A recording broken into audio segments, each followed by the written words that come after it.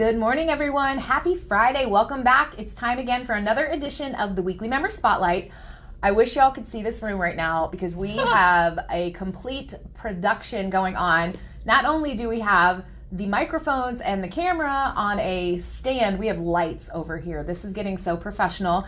We are here this morning with Miss Meshell Giblin with Business DNA. I'm super excited to get to her interview, but before we do that, I wanted to take just a moment and say thank you to everyone who participated in the events that we had going on this week at the GCNKAA. There was a Next Gen breakfast held at AG 47 on Wednesday. I had the pleasure of attending that event, and it was hosted by our friend Amy Wilson with Sundance and Gary Whittle with BRG. They talked about bridging the gap between maintenance and management. If you didn't attend that, talk to someone who did. There was some really great feedback from the field, and I've already taken it back to my team. It was very helpful. Then on Thursday, I had the pleasure of attending our third edition of the Social Media Roundtable, hosted by Miss Meshell Giblin and Christy Fickert with 30 Lines. So that was a ton of information that I was also able to take back to my team. And if you didn't get to attend that, we had, I think, about 30 folks in the room. So find someone and get that information. Very helpful and relevant to what we do every day. So without further ado, I am super excited to sit down with Meshell, who is one of our brand new members this year in 2019 at the GCNKAA. And I'm going to stop talking. I'm going to ask you to introduce yourself. Tell everyone a little bit about who you are and your business DNA. Sure. So Meshell Giblin, managing partner with Business DNA Group. And what we do really is help clients identify issues or problems or challenges that they're having in their organization, or if they're in a growth mode or introducing a new line of business. And we really take a look and dive in to see what they're trying to do. You know, let's start with the end in mind, and then let's build a plan to hit those goals that they want. One of the reasons why we started Business DNA Group 17 years ago is because I had so much experience working with clients that had maybe engaged with someone in a marketing capacity or, you know, an alternative agency, and, you know, they didn't really have anything to show for it. You know, I would ask, what was their greatest success? Why was it successful? And they couldn't answer the question, and that's like the worst thing to listen to. One, for our industry, from a marketing and PR perspective as a whole, but also for that client to not, you know, to be spending all of that money and not have anything to show for it. Right. And so that's really what propelled us to start Business DNA Group, because you know, we wanted to be able to kind of show the deliverables, be transparent along the way, and help clients where they needed help the most. Right. I love the name, your DNA. Like, what are you made of? How did that name come about? Well, you know, one of the things that we started to do, we actually started the agency as brand approach. Okay. And a couple of years ago, we looked at the importance of not only marketing a company, but recruitment, the recruitment employer brand for a company, and how companies were struggling with how they identify themselves to potential recruits and job candidates. Right. And so, you know, again, we took a step back to say, well, we don't know the kind of people that you want until we look at the people that you have, and then how we grow and their skill set and everything else. And it starts literally with the DNA and the makeup of the skill set and the people that you work with to attract more of what you want. I like that very much. Absolutely. It makes perfect sense. Oh, and I love this fall foliage. Isn't this nice? Our whole set here. Like, one day we're going to have to do, next week, Chris, we're going to have to, like, show everyone what this set looks like. Virtual tour. We're so professional over here. All right. Well, what have you found to be beneficial this year as you've joined the GCNKAA? Well, I think one of the most important things is to be able to connect with the industry directly. Right. You know, I've had a multitude, hundreds and hundreds of different organizations. Right. So, and that's what I love. Well, what's one of your favorite stories from being in the industry so long? Oh, gosh. So I would say one of our biggest successes, and was the most fun for us and fulfilling, is we had the opportunity to work with the Ackerman Group when they were launching the Harbor Green development, and we did the ribbon cutting, and it involved the governor of Kentucky coming in. Wow. We had an event for 500 people that were part of either the Ackerman Group organization or supportive players. Right. And at that event, I had the opportunity to meet Jeffrey Greenberger. Yes. And so I've known Jeff for about 14 years, and it's been a wonderful experience. Wonderful. Yeah. You know what? I need your help. We need to convince Mr. Greenberger, who's our parliamentarian, that he needs to be a feature of this weekly member spotlight. We have absolutely. Everyone knows Jeff, but we could sit down with him and do the same thing. So I might call you after this, Meshell, and say, help me recruit. Super. So what advice would you offer up to folks who are either trying to get involved in the apartment industry, our organization, or folks who are new to the associate side of the GCNKAA?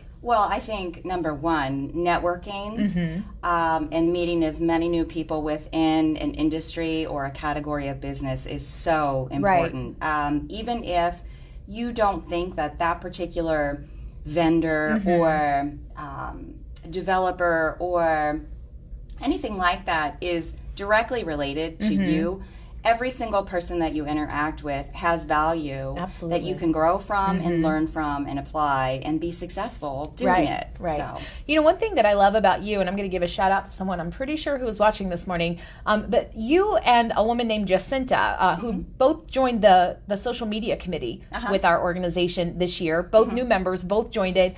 I've stepped back and watched over the last several meetings, and I think the two of you as the newest members really of our organization and in that committee especially have brought the most like feedback and value and perspective. And I've noticed that a lot of us who have been in the industry for our whole lives are sitting back and listening and absorbing all the information and perspective that you have to share for our business.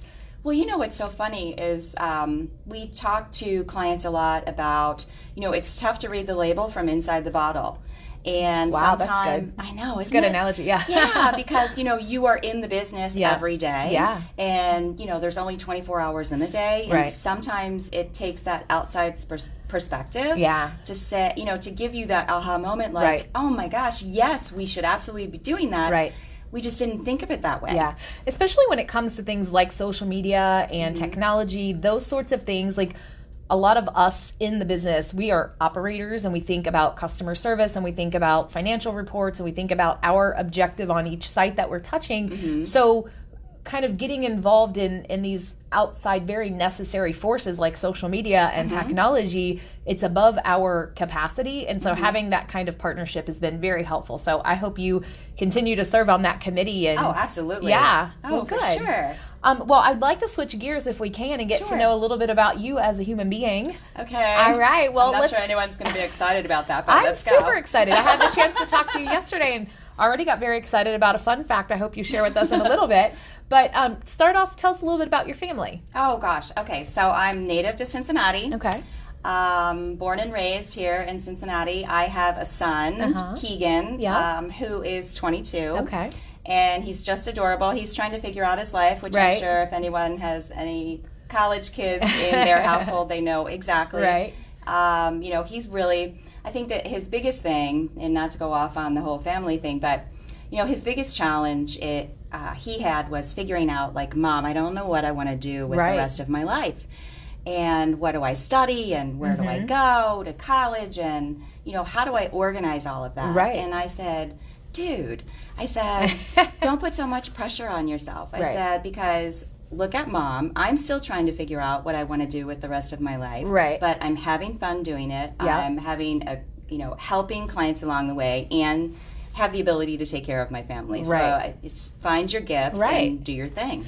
It is a lot of pressure. I have a 23-year-old niece who actually lives with me and helps me with my son. And I mean, she's like my best friend in life. And so it's the same thing. And it's a lot of pressure when you think about if you think you have to have everything figured out for the rest of your life, like today, or when you're 20-something years old. Like you don't know anything about life. I don't think I would even go back to being that age if I possibly could because it was terrifying. And unless I could go back with the knowledge that I have today, right? Right, exactly. But good. Well, what do you like to do in your spare time?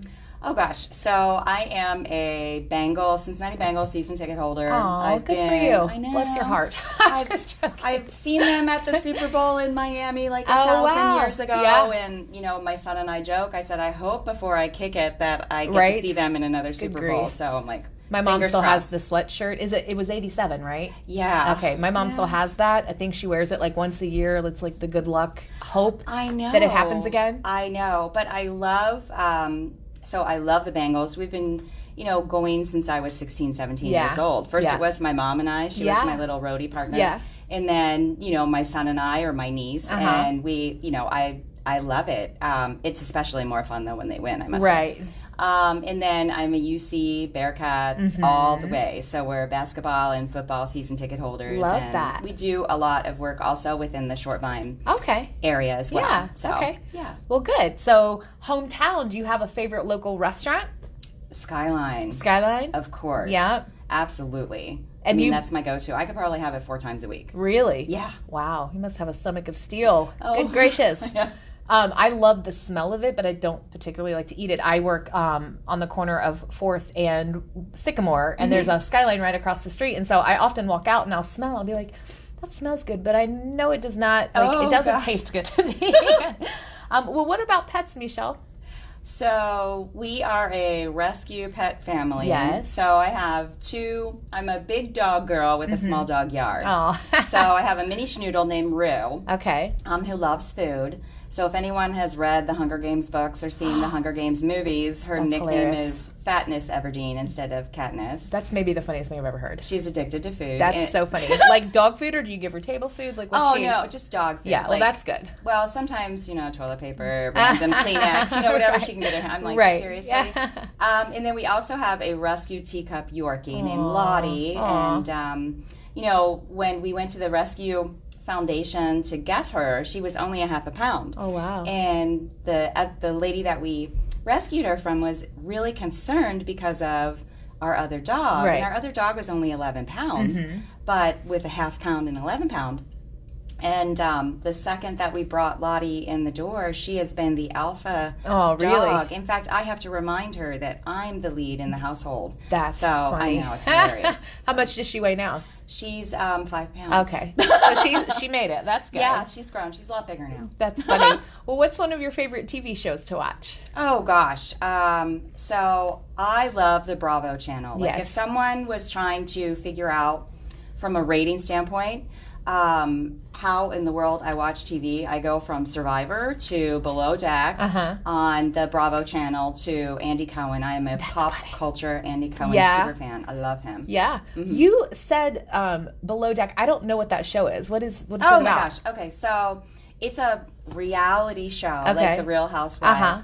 And they're on this huge yacht. Okay. That's like a 40, 50-foot yacht. And it's all of the workers, the deckhands and the stews, and then the captain. And so it follows their charter guests through a season. Oh, wow. And so they have very quirky guests, and it's fun. Throwback to the Love Boat from the 80s? Yeah, kind of, sort of. That's funny. I've not even heard of it, which I think is so hilarious that there are all these TV shows now and all these channels that finding like commonality with someone used to be very easy with TV, and now I hear probably once a week a show and I'm like, I have no idea what that show is or what it's on. Is it on network TV? Is it on Amazon Prime? Is it on Apple TV now? Like Hulu, Netflix, like everyone has their own series, and there's so much opportunity out there to find your show. Oh, you could totally binge and stay in your jammies in your bed like for days. Has anyone came up with a new Netflix and chill for like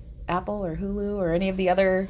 Oh gosh, I don't even know. But you know what? You know what other show that I love, which again it goes back to nobody could figure me out, is The Walking Dead. I'm a zombie girl like all the way. So I binged watched that show like I think in the 3rd or 4th season over a vacation on Thanksgiving, and it made me paranoid when I went out shopping that weekend because people are everywhere, and I was like mortified, and I'm looking all around because of that show. Oh, it is so good. It is very addicting. Oh, I love it. I stopped watching like last season, and I hear I need to get caught up again because it's getting really good. Oh, it's totally awesome. I would love to go and be a zombie extra. That's funny. Their makeup is unbelievable. I know. Unbelievable. So what's one of the best concerts that you've been to? Oh, I would have to say, so if it was back in the day, so if it was a throwback, it would be the Rolling Stones or Paul McCartney at the old Riverfront Stadium. But like in recent years, Jay-Z and Beyonce. Oh, wow. It was At Great amazing. American? Yes. That's the only place they've been around here, isn't it? Yes. Yeah. And they were just absolutely amazing. And it wasn't just a concert. You know, it's a show. Right. And it was fun. My son and I were on the floor of the field. And so, you went with yeah, your we had son? a great time. That's really cool. I did. It was so great. How fun. And then we took clients and they were in the club section, but we were on the floor. Right. Very cool. That's Yes. cool. Well, what's the most favorite vacation that you have ever been on? This is a new question. Okay, so I would say it was kind of a vacation, but for a family reason. So my brother was getting married, and he was studying in Europe, and met a native Australian who was on vacation. And they fell in love. Wow. And so they were together, 6 or 7 years, and then they were having their wedding in Sydney, Australia. Wow. So we took 3 weeks off because that's amazing. You have to take that much time off because it takes 2 days to get there, but Right. it's totally worth it. Right. And they had their marriage in Sydney, and so it was amazing. It's a beautiful country. Prior to that, we spent 3 weeks in Europe because they lived in Geneva and Paris. So that was a real tough decision, but because of the wedding and Sydney, that was the biggest one. Wow. So if anyone ever asked your brother what his best vacation was, it was probably meeting his future wife, right? He has a vacation every day where he lives. Seriously, wow. I mean, he's That's Geneva, amazing. Paris, and Sydney. Are Wow. you kidding? And everyone asked, like, oh gosh, Meshell, do you think he'll ever be back? And I'm like, why? Why? Exactly. Maybe to visit, right? I know. Well, one more question, almost one more. We've got 2 more questions. So the question that I wanted to ask you is to share a random detail, and I want you to share what we talked about yesterday. So if you have 2 you want to share, that's fine. But I learned something very interesting about you yesterday. So do you want to tell the story of like how we ended up talking about Absolutely. it? Okay. So yesterday at the social media roundtable, after it was over, Meshell and I were just connecting, and I said, I just have to tell you, I'm a little weird with noises and sounds and people's voices, and you have one of the most pleasant voices that I have heard, and I think that's just a great trait to have. And you told me. I told you that my background is in radio and media. So Right. I started working for Q102 when I was 15 in music research, and ended up staying at Q102 for 10 years. But in between 15 and 25, there was a lady that came in. She worked with a voiceover talent agency. And she represented the Dillard's like junior board and their junior department. And she said, Meshell, don't take this the wrong way, but how old are you? and I think it was, I don't know, 19 or 20. And she said, don't take this the wrong way. You sound like you're 14 years old, and I want you to do voiceover work for our junior department. And I was like, okay. Yeah. And so we did that for about a year, and it was really, really fun and paid quite a bit of money. It was really fabulous. Yeah. So had a great time. And then, off and on, even though when I was at Q102, we did marketing and promotions and music research. Right. We would have the opportunity to be on the air every once in a while on the morning show and different things. Right. So it was fun. Well, I just thought that was super fascinating and so funny because it's random that a stranger would walk up to you and be like, I like your voice. I know. But I'm not a great audience because I'm very easily distracted by things. So if someone has a voice or anything about their presentation style that's distracting to me, I don't hear the message. So I'm weird like that, but I just felt like I had the opportunity to tell you, and then I learned that really cool random fact. And it's such a nice compliment. And the funny thing is that this is my mature voice. Yeah. So I used to be a lot higher. Right. And my mother still tells me when I get excited, my voice goes a lot higher. And I had a client that I worked with, when I was working with iHeartMedia, and I would call her, and she nicknamed me Flipper. Oh, that's hilarious. Because she said, your voice is so, not loud, but so distinctive. She said, I'm sure that most Marine Live are hearing you right now. That kind of sounds like a backhanded compliment, but okay. Right, I know. But yeah, that's funny. They spent a lot of money with us. There you go. Them. Sometimes you just got to take it. Well, one last question, and then we'll let you get to your weekend. So how do you think people who have worked with you over your career would describe you as a professional? So, we talked about this a little bit before we got started. Yeah. You know, it's so hard to figure out how to talk about me. Yeah. Because we spend, most of our life telling stories about other people. I would say one of the things is positive attitude. I'm a glass is half full, and there's always a solution for everything. A connector. I love to connect people, making connections to an idea, connecting to revenue, just connecting with each other, because I think that they can help each other and building those partnerships for people. And then idea and creative driven. You know, if something doesn't exist in what you want to do and your existing plan, then let's create it and monetize it and make it happen. Right. So. Well, I love that. Well, we're going to make a post later, and we have a few testimonials from some folks that you've worked with, so we'll include that. Thank you. It's been a pleasure getting to know you more, Meshell. I look forward to working with you more through the association and especially on our social media committee. So thank you very much for participating. I'm going to enlist you to help get Mr. Greenberger over here to do this. But wanted to say thanks to everyone. Hope you all have a great weekend. And if I did not mention this at the beginning because my brain is toast, Maintenance Mania is November 21st at Dave & Buster's. We still have plenty of room if you'd like to come cheer on the contestants. If you want to be a contestant, give us a call and we'll get you registered. Great. Have a great weekend, everybody, and we'll talk to you soon. Thank you.